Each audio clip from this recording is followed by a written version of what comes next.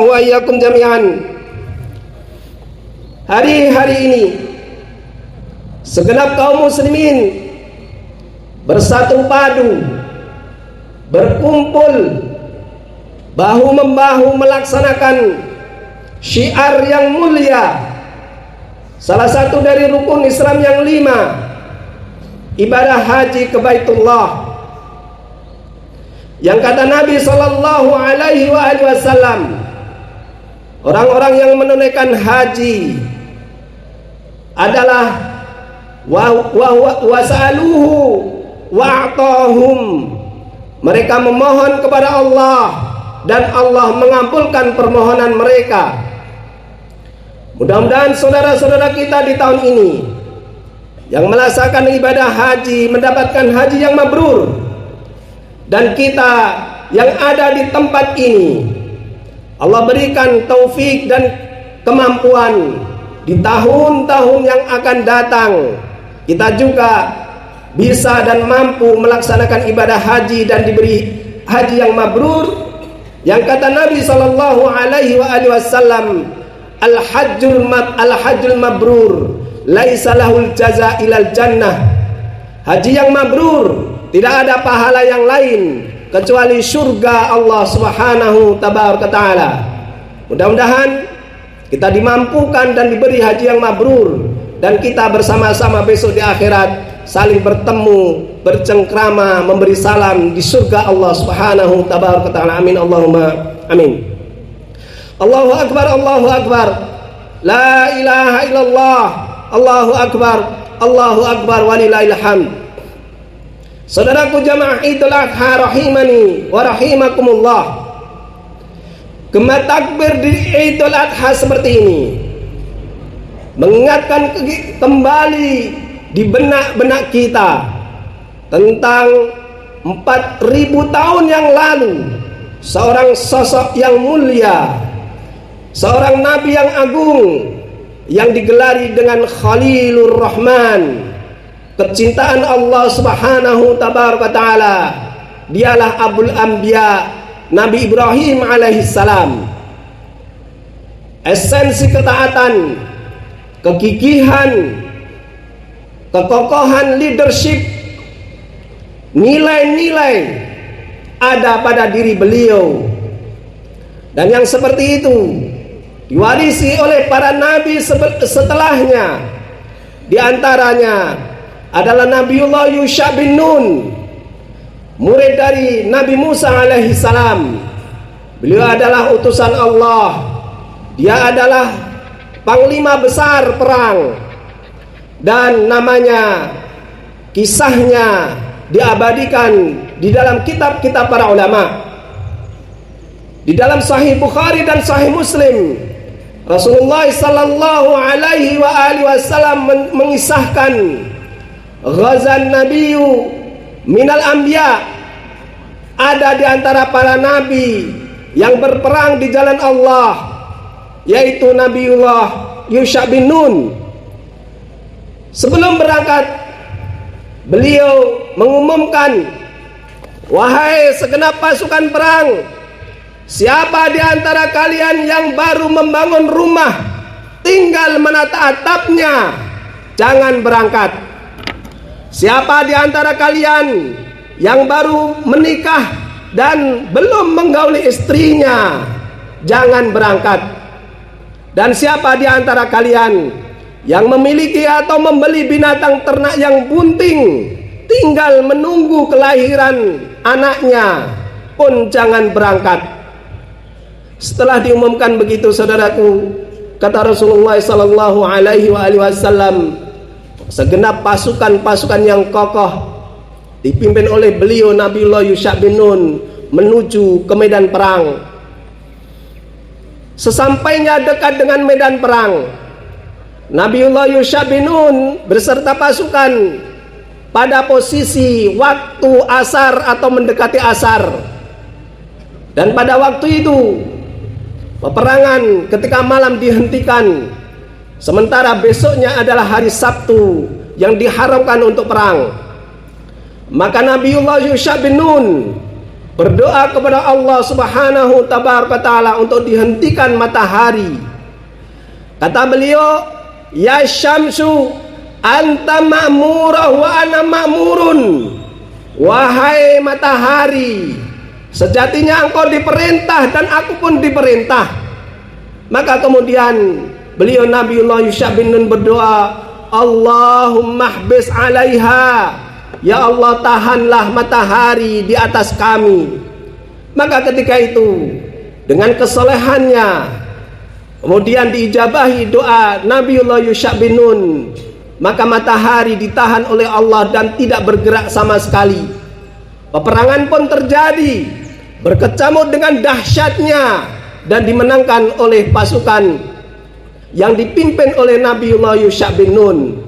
Maka kemudian kata Rasulullah, mereka segera mengumpulkan harta rampasan perang. Pada waktu dulu ketika amal jihad diterima adalah salah satu indikatornya seluruh harta rampasan perang setelah dikumpulkan, maka kemudian Allah mengutus api dari langit dan kemudian dilalaplah seluruh harta rampasan perang itu. Apa yang terjadi pada waktu itu? Segenap pasukan perang setelah mengumpulkan seluruh harta rampasan perang, api tidak melalapnya, kata Rasulullah. Maka kemudian Nabiullah Yusha bin Nun memiliki firasat, fikumul ghulul, ada di antara kalian yang korupsi, ada yang di antara kalian yang berkhianat harta, maka hendaknya berkumpul seluruh delegasi dari kabilah-kabilah. Maka kemudian dikumpulkan utusan dari kabilah-kabilah itu, kemudian berbaiat kepada Nabiullah Yusha bin Nun. Ada di antara mereka satu dari kelompok kabilah itu yang lengket tangannya ketika berbaiat dengan Nabiullah Yusha bin Nun. Kata beliau, fikumul ghulul, di antara pasukan-pasukanmu, di kabilahmu ada yang berkhianat, ada yang mencuri, ada yang korupsi. Hendaknya kalian kumpulkan seluruh pasukan di kabilahmu untuk berbaiat kepadaku. Maka dikumpulkanlah seluruh pasukan di kabilah itu dan semuanya berbaiat. Dan ada 2 atau 3 pasukan yang lengket tangannya dengan tangannya Nabiullah Yusha bin Nun. Kata beliau, fikumul ghulul, kalian pasti berkhianat harta. Kalian berdua atau bertiga ini mencuri harta rampasan perang, kembalikanlah. Maka kemudian setelah diperintahkan, mereka semuanya mengambil dan mengembalikan harta rampasan perang yang telah dicuri atau dikhianati atau dikorupsi. Maka kemudian ada, kata Nabi, di antara mereka yang membawa 1 batang emas sebesar kepala sapi. Setelah dikumpulkan, maka kemudian Allah mengutus lagi api dan dilalaplah seluruh harta rampasan perang itu. Kemudian Rasulullah mengakhiri kisah itu, wa ahallallahu lanal ghanaim ra'a dha'fana wa ajzana. Kemudian setelah umat-umat terdahulu diharamkan, Allah kemudian menghalalkan ghanaim, ghanimah, harta rampasan perang kepada kita semua, karena Allah melihat tentang ketidakberdayaan dan kelemahan kita semua. Allahu Akbar, Allahu Akbar, la ilaha illallah, Allahu Akbar, Allahu Akbar, walillahil hamd. Demikianlah saudaraku, kisah pendek yang penuh dengan hikmah. Salah satu hikmah yang bisa kita ambil, bahwa ibadah kepada Allah tidak layak untuk hati dan pikiran yang tergadai dan membiarkan dia terhadap dunianya, sehingga orang-orang yang dikhawatirkan tidak bisa konsentrasi memikirkan dunianya, apakah rumahnya, ataukah istrinya, ataukah binatang ternaknya, tidak diperkenankan untuk bergabung berjihad, beribadah yang terbesar di sisi Allah Subhanahu Ta'ala. Maka hari-hari ini saudaraku, pantas kiranya kita menuduh diri kita yang ketika kita sholat di masjid, pikiran dan hati kita ada di kantor. Ketika kita sholat di musola, pikiran dan hati kita ada di lapangan dan di tempat kerja. Padahal Allah Subhanahu Taala telah menetapkan qad aflahal mu'minun alladzina hum fi salatihim khashi'un. Gembira, sukses, lagi bahagia mereka-mereka orang mukmin yang salatnya khusyuk. Maka saudaraku masyarul muslimin, mulai hari ini dan seterusnya kita berupaya untuk menghafal, untuk mengerti arti dan makna dari bacaan salat kita, agar kita senantiasa bisa konsentrasi dengan apa yang kita baca, dengan apa yang kita kerjakan, sehingga menjadi khusyuklah salat kita, sehingga masing-masing kita adalah aflaha, sukses, lagi bahagia besok di negeri akhirat Allah Subhanahu Taala. Sampai-sampai saudaraku, pentingnya pikiran kita konsentrasi tentang salat kita, bacaan salat kita, gerakan kita. Rasulullah sallallahu alaihi wasallam menyatakan, la salata, tidak ada salat bihadrati ta'am, tatkala makanan sudah dihidangkan, wala wahwa yudafi'ul akhbatan, dan tidak pula salat bagi mereka-mereka yang menahan kentut lagi berak, yang dia pikirannya konsen kepada dirinya, bukan kepada bacaan dan gerakannya. Maka untuk itu saudaraku, mulai hari ini dan seterusnya, bersama-sama mari berupaya untuk menjadi salat kita yang terbaik, agar kita aflaha. Dan juga Rasulullah mengatakan, pertama kali yang akan dihisab seorang hamba besok di akhirat adalah salatnya. Faman saluhat faqad aflaha wa anjah. Barang siapa salatnya baik, maka dia telah sukses, lagi bahagia di akhirat. Allahu akbar, Allahu akbar, la ilaha illallah, Allahu akbar, walillahil hamd. Faidah dan ibrah yang kedua saudaraku, betapa kecurangan harta, kecintaan terhadap harta sudah jauh-jauh di zaman dahulu, dan ini merupakan kerusakan yang nyata. Saudaraku masyarul muslimin, di dalam hadis tersebut Nabiullah Yusha bin Nun telah menemukan fikumul ghulul, itu adalah kecurangan, korupsi, pencurian. Dan saudaraku masyarul muslimin, perlu menjadi konsentrasi kita bahwa hari-hari ini orang melakukan ghulul tidak merasa bahwa dirinya telah melakukan kecurangan. Apa itu? Kata Nabi sallallahu alaihi wasallam, hadayal umal ghulul. Hadiah dari pihak ketiga untuk para pegawai dan para karyawan adalah ghulul, kecurangan. Gratifikasi adalah haram, kata Imam Nawawi dan para ulama yang lainnya. Maka berhati-hatilah berkenaan dengan pencurian, korupsi, atau hadiah gratifikasi. Kata para ulama, harta yang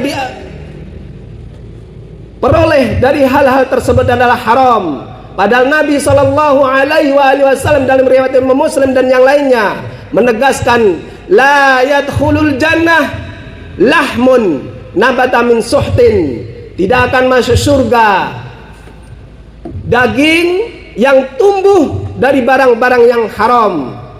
Maka untuk itu, agar keberkahan keluarga kita, keluarga kaum muslimin, kampung dan negeri kita diberkahi oleh Allah, hindarkan diri kita dari barang-barang yang haram, karena sesungguhnya itu membawa petaka di dunianya maupun di akhiratnya kelak. Allahu akbar, Allahu Akbar, la ilaha illallah, Allahu Akbar, Allahu Akbar walillahil hamd. Terakhir yang ingin saya sampaikan, sebagaimana Nabi sallallahu alaihi wasallam di akhir khutbah Id memberikan tausiah khusus kepada segenap jamaah perempuan, maka dalam rangka meneladaninya, wahai saudara-saudari-saudariku muslimah yang semoga senantiasa Allah jaga kalian dan diberi kebahagiaan dunia dan akhirat kalian, ketahuilah bahwa Nabi sallallahu alaihi wasallam dalam hadis yang sahih mengatakan, ya ma'syaron nisa, wahai segenap jamaah perempuan, tasaddaqna, hendaknya kalian bersedekah, wa taktsurnal istighfar, hendaknya kalian memperbanyak istighfar, fa inni ra'aitukunna aktsara ahlin nar, karena sesungguhnya saya melihat di antara kalian paling banyak penghuni neraka. Maka di tengah-tengah itu ada salah satu sahabiah yang cerdas bertanya, lima ya Rasulullah aktsara min ahlin nar, kenapa ya Rasulullah kami paling banyak penduduk neraka? Maka Nabi sallallahu alaihi wasallam, litakthurna la'n, dalam riwayat yang lain litakthurna syakah, di antara kalian banyak melaknat, riwayat yang lain di antara kalian banyak yang mengeluh, wa takfurnal ashir, dan di antara kalian banyak-banyak ingkar kepada suami, tidak mau berterima kasih kepada suami-suami kalian. Maka untuk itu wahai saudari-saudariku, agar hidup kita dunia bahagia dan akhirat bahagia, pintar-pintarlah kalian berterima kasih kepada suami-suami kalian, dan pula memperbanyak istighfar dan melakukan sedekah. Mudah-mudahan dengan itu agama kita terjaga dan rumah tangga kita juga bahagia. Ini saja yang saya sampaikan. Mari sejenak kita memohon kepada Allah agar diberkahi kehidupan kita. Alhamdulillahirabbil alamin, hamdan syakirin, hamdan na'imin, hamdan yukafi mazidah. Ya Rabbana lakal hamdu kama yanbaghi lil jalali wasyika wa adimi sultanik. Allahumma salli wa sallim wa barik ala sayyidina wa habibina wa syafi'ina wa maulana Muhammadin wa ala alihi wa ashabihi wa man tabi'ahum bi ihsanin la yaumiddin. Allahumma ighfir lil muslimina wal muslimat wal mu'minina wal mu'minat al ahya'i minhum wal amwat innaka sami'un qaribun mujibud da'wat ya qadiyal hajat bi rahmatika ya arhamar rahimin. Allahumma la tada' lana dhanban illa ghafartah wa la hamman illa farajtah wa la daynan illa qadaitah wa la maridan illa syafaitah wa la hajatan min hawaijid dunya wal akhirati illa qadaitaha ya rabbal alamin. Rabbana ighfir lana wal ikhwanina alladhina sabaquna bil iman wa la taj'al fi qulubina ghillan lil ladzina amanu Rabbana innaka raufur rahim. Allahumma ansur ikhwanana fi Palestin, Allahumma ansur ikhwanana fi Sudan, Allahumma ansur ikhwanana fi Kashmir, Allahumma ansur ikhwanana fi India, Allahumma ansur ikhwanana fi kulli makan ya rabbal alamin. Rabbana atina fid dunya hasanah wa fil akhirati hasanah wa qina adzabannar wa qina adzabannar wa qina adzabannar walhamdulillahi rabbil alamin. Assalamualaikum warahmatullahi wabarakatuh.